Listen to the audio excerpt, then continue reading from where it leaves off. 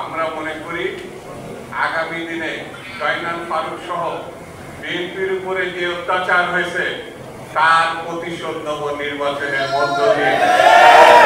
আওয়ামী লীগের আগামী 100 বছরের মধ্যে ফিরে আসার কোনো সম্ভাবনা এখন ধরে রাখতে হবে। আমি সরকারকে অনুরোধ করব যত দ্রুত সম্ভব ফেব্রুয়ারি মাসে প্রথমে হোক মাঝে হোক একটি দিন ঘোষণা করতে হবে, একটি তারিখ ঘোষণা করতে হবে।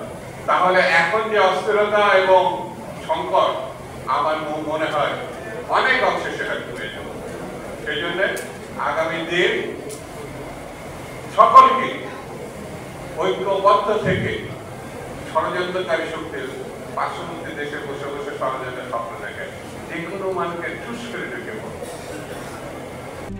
RICL TMX যুগের পর যুগ স্থাপনা থাকে মজবুত। আওয়ামী লীগের আগামী 100 বছরের মধ্যে ফিরে আসার কোনো সম্ভাবনা না। আওয়ামী লীগকে হত্যা করেছে, খুন করেছে, সেই হত্যাকারী আছে শেখ হাসিনা। ফারুক রশিদ এক সময় 15 আগস্টের গণহত্যার মধ্য দিয়ে অনেকে বলে শেখ মুজিবকে হত্যা করেছে। আমরা মনে করি, আমি ব্যক্তিগতভাবে মনে করি 15 আগস্ট শেখ মুজিব নিজেই তার স্বৈরতান্ত্রিক শাসন ব্যবস্থার মধ্য দিয়ে নিজেই তৈরি করেছে, নিজেই সেই অবস্থা তৈরি করেছে। তার দায় অন্যের ঘাড়ে চাপানো ঠিক না। আর সর্বশেষ ভয়ঙ্কর পরিস্থিতি 15 বছরের সৃষ্টি হলো শেখ হাসিনা, তার দায়ও শেখ হাসিনাকে নিতে হবে, জনগণকে দায়ী হবে না। জনগণ তার আরব্ধ কাজ যেটা 71 মুক্তিযুদ্ধের সময় করেছিল, স্বাধীনতা এবং গণতন্ত্রের জন্য যে যুদ্ধ করেছিল, সেই দায় জনগণ তার নিজ কাঁধে নিয়ে এইরকম একটি স্বৈরতান্ত্রিক শাসন ব্যবস্থাকে ধ্বংস করেছে বাংলাদেশের মানুষ। সেই জন্য আগামী দিনে আমাদেরকে সকল ষড়যন্ত্রের বিরুদ্ধে ঐক্যবদ্ধ থেকে গণতন্ত্র প্রতিষ্ঠায় সজাগ থাকতে হবে। বিএনপির পক্ষ উঠে দাঁড়াতে পারবে নিঃশেষিত হয়ে গেছে, কিন্তু জনগণের মায়ের দুনিয়ার পাশ এটা প্রমাণ হয়েছে শেখ হাসিনা জীবন বাঁচানোর জন্য কিভাবে তড়িঘড়ি করে তার সহায় সম্পদ, আবাসস্থল, দেশ ছেড়ে ভারতীয় বিমানে করে তিনি এই দেশ ত্যাগ করেছেন। এখনো দেশের বাইরে জনগণের মায়ের কেমন এই পরিবারটা, শেখ হাসিনা এবং শেখ পরিবারটা এখন 100 ভাগ জ্ঞানী।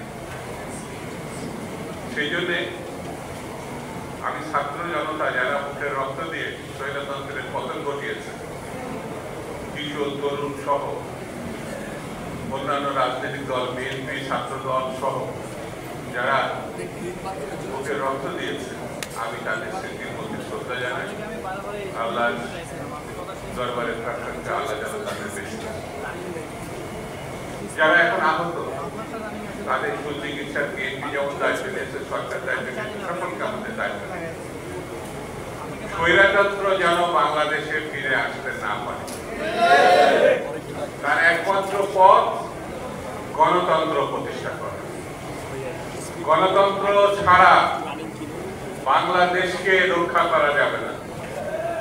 গণতন্ত্র ছাড়া মানুষের অধিকার ফিরিয়ে দেওয়া যাবে না। এই জিনিসটি বর্তমান সরকারকে মাথায় নিতে হবে। এখন অনেকেই বিএনপিকে আমলেই নিতে চাচ্ছে, নির্বাচন হলে নাকি ভুলে যাবে কোন দল কোন ভাবে কতটা। আমরাও তাই মনে করি। আমরাও মনে করি নির্বাচনটা খুব জরুরি। নির্বাচন হলে কারা 2টা না 3টা সিট পাবে, অথবা জামানত বাজেয়াপ্ত হয়ে দেশ ছাড়া হবে, এটা নির্বাচন ছাড়া তো বোঝা যাবে না।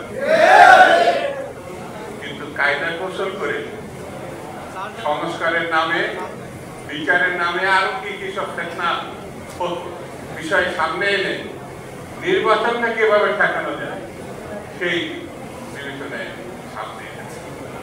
আমরা মনে করি আগামী দিনে জয়নাল ফারুক সহ বিএনপির উপরে যে অত্যাচার হয়েছে তার প্রতিশোধ নেব নির্বাচনের মধ্য দিয়ে, বিএনপির বিজয়ের মধ্য দিয়ে বিএনপির সরকার গঠনের